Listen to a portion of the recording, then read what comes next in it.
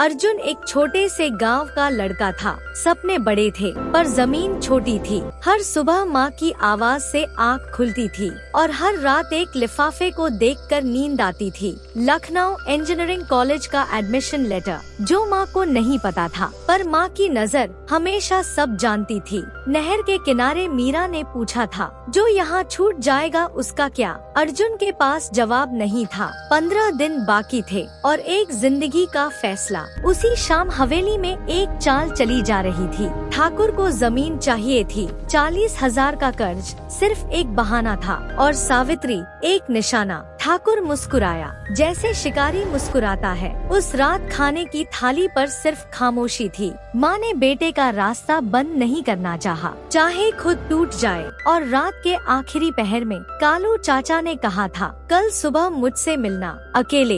एक बात है जो तुझे पता होनी चाहिए। अर्जुन को नींद नहीं आई, क्योंकि जब राज दरवाजा खटखटाए तो नींद कहाँ आती है। अगली सुबह ठाकुर का आदमी खेत में आया, एक कागज थमाया और चला गया। माँ को हवेली बुलाया गया था। शाम को अकेले माँ ने कहा, बाहर रह, और वो अकेली अंदर गई, सर उठाकर बिना डरे। अर्जुन दीवार से कान लगाए खड़ा रहा, बेबस, चुप, अकेला। हवेली के अंदर ठाकुर ने पत्ते खोले, जमीन दो, कर्ज माफ होगा। सावित्री ने वक्त मांगा, 3 दिन ठाकुर ने दे दिए, क्योंकि उसे यकीन था वो जीतेगा। उसी रात कालू चाचा ने वो राज खोला जो सालों से उनके सीने में दफन था। अर्जुन के बाप ने मरने से पहले कर्ज चुका दिया था, पूरा, एक एक पैसा। पर ठाकुर ने कागज गायब कर दिए और कालू चाचा को धमकी मिली, चुप रहो। वो चुप रहे सालों तक, और आज उनकी आंखों में सिर्फ शर्म थी।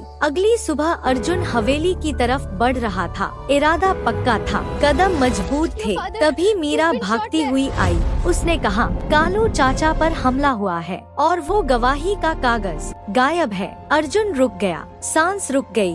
दूर हवेली की खिड़की पर ठाकुर खड़ा था, मुस्कुरा रहा था, और अर्जुन की मुट्ठी धीरे धीरे भिंजती गई।